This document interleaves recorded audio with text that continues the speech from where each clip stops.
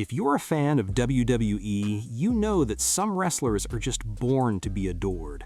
The kind who step into the ring and instantly draw cheers. The ones whose very presence makes fans rally behind them without hesitation. But wrestling wouldn't be the same without the other side of the coin. The performers who are destined to make the crowd seethe with anger, frustration, and just a hint of fear. These are the wrestlers who never needed to be heroes to leave a mark. From monstrous enforcers to slime manipulators to performers whose aura simply screams villain, their entire careers prove that you don't have to be loved to be legendary.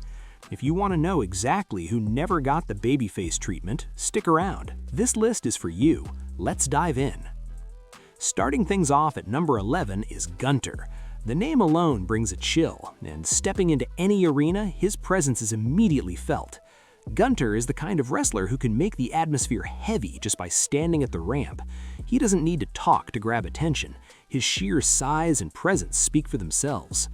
His record-setting Intercontinental Championship reign and astonishing 666 days is proof enough of his dominance. But it wasn't just the numbers that made his run memorable.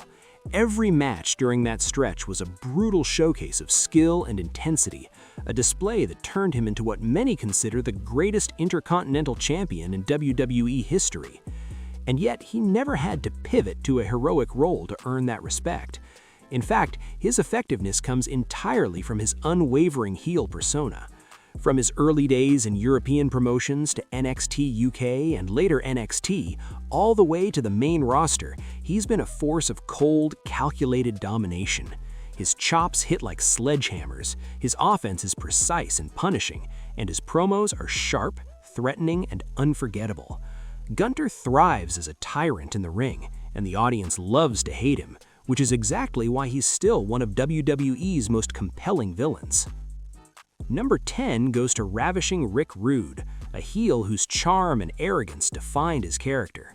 From the very beginning, Roode was presented as someone impossible to root for.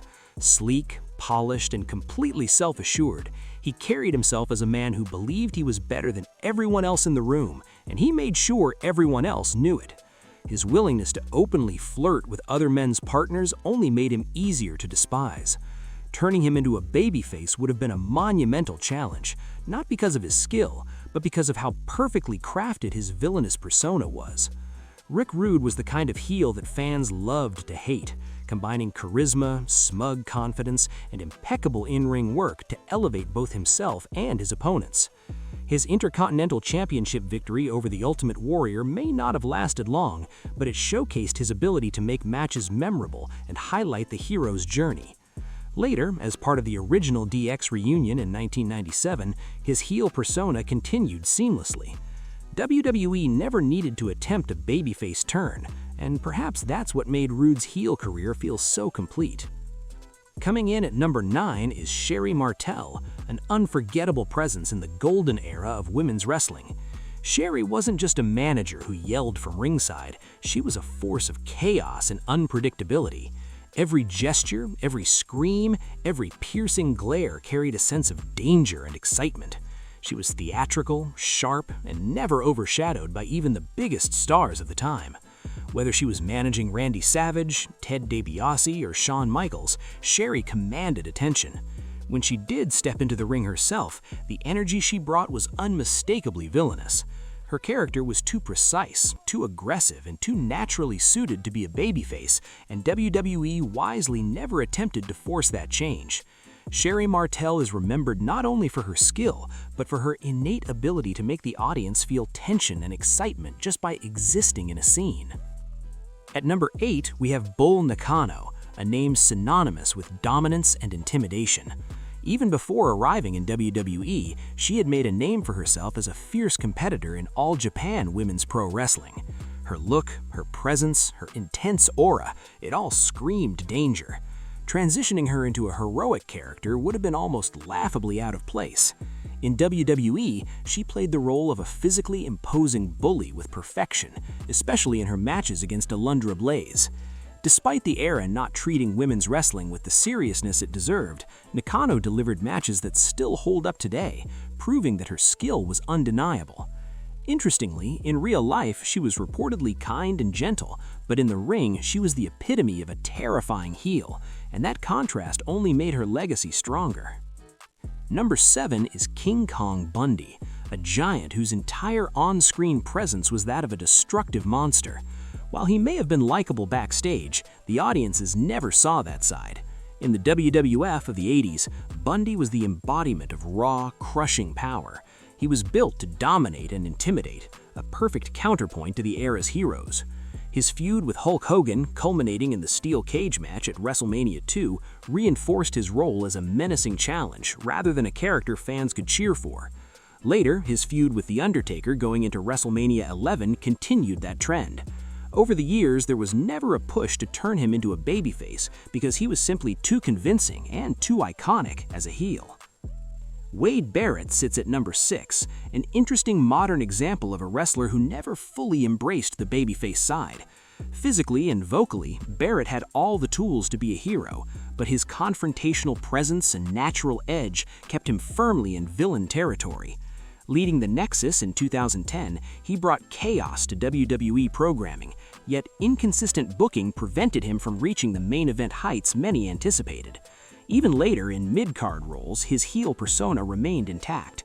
Today, as a commentator, Barrett still carries that sharp, sarcastic tone, demonstrating that his natural identity in WWE is that of a heel, and likely always will be. At number 5, we have David Otunga. From his in-ring demeanor to his analyst work later, Otunga exuded a kind of calm, controlled, slightly aloof persona that made it almost impossible for fans to embrace him as a hero. He often appeared with a calm, controlled superiority, which naturally encouraged boos from the crowd. While he was sometimes associated with villainous factions and storylines, even on his own, he maintained the aura of a heel. His career highlights the subtle ways a performer's presence can define their role, proving that you don't need extreme theatrics to be an effective villain. Number 4 is Jazz, a powerhouse in the women's division during the Ruthless Aggression era. Jazz was never presented as someone for fans to cheer on. Instead, she was a force of relentless pressure, a wrestler who embodied aggression and toughness. Her feuds with Trish Stratus and Lita highlighted her dangerous, unrelenting style. Jazz didn't need to win over the crowd. Her intimidation and in-ring dominance were enough to make her an effective heel. Even with the potential to shift into a babyface role, WWE consistently positioned her as the antagonist, ensuring that her legacy as a top female villain remained intact. Number 3 on this list is Maryse, whose confidence and sharp persona made her a natural heel from the start. Her early WWE appearances showcased her as glamorous, self-aware, and commanding, a combination that drew attention while provoking boos in equal measure. Aligning with The Miz in later years only reinforced her role as a heel, placing her opposite fan-favorite couples in storylines where she could shine as a villain. WWE never needed to flip her character because Maryse was simply too effective at drawing negative reactions to her side. At number 2 is the Iron Sheik, a master of eliciting crowd hatred in a way few wrestlers have ever achieved. During the late Vince McMahon Sr. era, he was consistently positioned across top babyfaces, creating memorable feuds with legends like Bruno Sammartino and Bob Backlund. Even his brief WWF World Heavyweight Championship reign on December 26, 1983, served primarily as a transitional moment, but it highlighted just how much the company trusted him to generate heat. Behind the scenes, he was reportedly a kind person, but in the ring, he was a provocateur, someone audiences loved to hate. His ability to draw that level of passion without turning heroic speaks volumes about his skill as a villain. Finally, at number 1 is Bobby Heenan, perhaps the ultimate WWE heel. Heenan's genius didn't come from wrestling ability alone, though he could hold his own. It came from his mind. Every word he spoke, every sly grin, every interference from ringside reinforced his role as a master manipulator. Managing legends like Andre the Giant, King Kong Bundy, Rick Rude, Mr. Perfect, and the Brainbusters, Heenan created some of the most compelling stories of WWE history. Even in his rare in-ring appearances, like his match against the Red Rooster at WrestleMania 5, he remained the conniving villain fans wanted to see lose. Heenan's combination of charisma, intelligence, and mischief made him the gold standard for heels, and WWE had no reason to ever try turning him into a babyface. His legacy is one of total villainy, executed with unmatched skill and flair. These are the 11 wrestlers who never truly became babyfaces in WWE, each one leaving an indelible mark precisely because they embraced the role of a villain so completely. From towering monsters to charismatic schemers, their careers prove that being hated can be just as powerful, if not more so, than being loved. If you enjoyed this look at some of the greatest heels in WWE history, don't forget to like, subscribe, and turn on notifications for Wrestling Sphere. There's plenty more content where this came from, and you won't want to miss it.